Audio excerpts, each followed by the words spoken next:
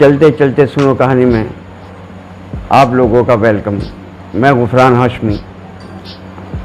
आज फिर मैं आपको एक कहानी सुनाता हूँ। किसी ज़माने में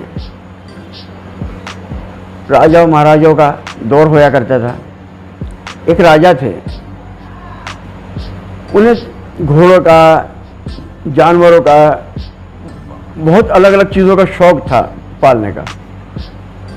उनके पास में एक बाज था, जो एक परिंदा होता है जो उड़ता है। वो बहुत, उसके बारे में कहा जाता है कि बहुत वफादार परिंदा होता है। वो उन्होंने पाल रखा था और उस पर बहुत भरोसा करते थे और उसको चाहते भी बहुत थे।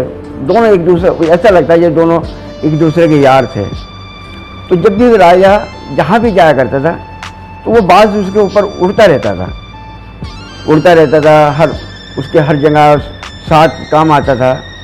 एक बार ऐसा हुआ कि राजा किसी शिकार पे निकल गए और शिकार पे निकलने के बाद वो उड़ बराबर उड़ रहा था और राजा अपने सिपाहियों के साथ शिकार करते करते एक ऐसी जगह पर पहुंच गए जहां पर न कोई बस्ती थी, न कोई वहां पे इंसान था, न कोई हरियाली, सिर्फ रेगिस्तान और पहाड़।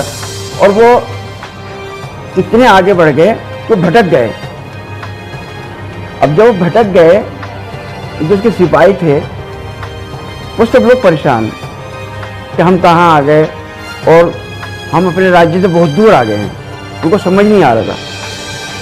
अब बात बराबर हो रहा था। अब राजा बोला कि भाई पानी वानी का कोई तुम्हारे पास इंतज़ाम है? वो सिपाही लोग कहते हैं कि राजा साहब जो हमने पानी लिया था वो सब पानी तो हमारे रास्ते में ख़त्म हो गया, अब तो हमारे पास पानी नहीं है। तो बड़ा परेशान हो जाता है कि ना, पानी की तो बहुत सख्त ज़रूरत है, ढूंढो कहीं भी। अब सिपाही इधर गए उधर गए, कहीं कुछ नज़र नहीं आया। तो एक सिपाही जाता है और वो कहता है राजा साहब पानी तो है लेकिन उसको इकट्ठा करने में समय लग जाएगा। राजा बोलता है इससे बेहतर है कि हम प्यासे मर जाएं, तुम इंतज़ाम करो उसका। तो सिपाही दौड़ के कोई इधर उधर जाके, और वो एक पहाड़ से वो पानी एक बूंद करके टपक रहा था वहाँ पर। अब उसने जो है सिपाहियों ने एक इंतज़ाम किया, कोई बर्तन या कोई कटोरा जो उसके उनके पास में सुविधा थी उसको नीचे रख देते हैं और वो धीरे धीरे वो जितने समय में वो भरता है तो बाद अपना काम कर रहा था। वो कभी इधर उड़ रहा था, कभी इधर उड़ रहा था और राजा अपने देख ही रहा था उसको कि भाई ये मेरे साथ में यहीं पे मौजूद है। अब हुआ ये कि जब वो कटोरे से काबिल हो गया पानी भर के कि एक राजा उसको पी सकता है, तो जिसको पीने के लिए उसने मुंह से लगाया उसको, तो बाज आया और उसमें वो पंजा मार के उसको गिरा के चला गया। अब ये सब देख के राजा को बहुत गुस्सा आया, क्रोधित हुआ वो, और उसने जो उसको आवाज़ लगाई कि शेरा, वो शायद शेरा नाम उनका रखा हुआ था, वो 1 मिनट में आ जाता, उस पर हाथ में बैठ जाता है।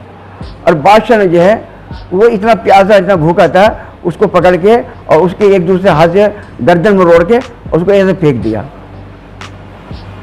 अब सब सिपाही जो थे वो राजा के सामने क्या बोल सकते थे, लेकिन उन्होंने कहा कि राजा साहब आपने अच्छा नहीं किया, कम से कम पहले इस कटोरे पे पंजे मारने का या इस पे हमला करने का आपको कारण जानना चाहिए था। अब राजा बोलता है कि इसमें क्या कारण हो सकता है, बड़ी मुश्किल से पानी इकट्ठा हुआ था, वो पानी गिरा के चला गया। परिंदा होता है, उसे इतना भी पता नहीं चल पाया कि इस टाइम हमें पानी की कितनी ज़रूरत थी। तो सिपाही बोलते हैं कि नहीं राजा साहब, ये कोई मामूली आपका परिंदा नहीं था, ये बहुत समझदार परिंदा होता है और हमें इसका पता लगाना पड़ेगा कि आखिर इतने गिराया क्यों है। अब राजा जो है उसको दिमाग में, जब थोड़ा दिमाग ठंडा हुआ तो उसने सोचा कि यार पता लगाओ भाई ऐसा इसने क्यों किया, ये पता लगाओ ये पानी आ कहाँ से रहा। अब वो लोग, सिपाही कोई इधर गया कोई उधर गया। अब राजा परेशान, प्यास से उसकी बुरी हालत हो रही।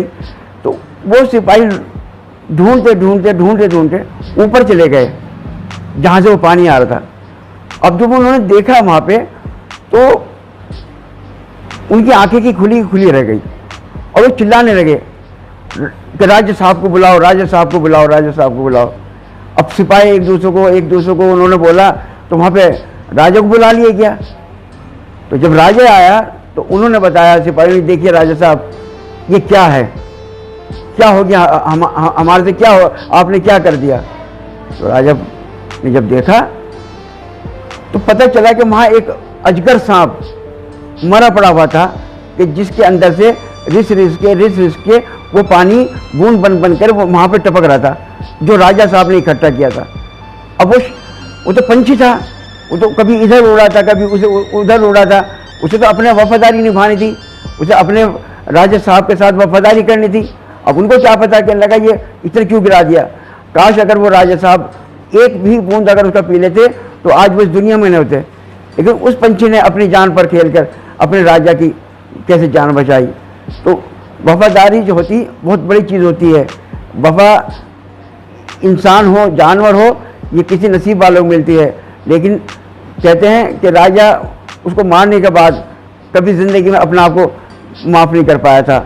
और ये इंसान के ऊपर भी लागू होती है कि अगर कोई इंसान की ज़िंदगी में कोई वफादार इंसान आए तो उसकी कदर करनी चाहिए। वफ़ाएँ जो हैं बहुत मुश्किल से मिलती हैं। यही मेरी कहानी बनाने का मकसद था। वफ़ा में बेबसी ना होती तो कभी वफ़ा बेवफ़ा ना होती। आपको मेरी कहानी कैसी लगी आप इसको लाइक करें और शेयर करें। शुक्रिया।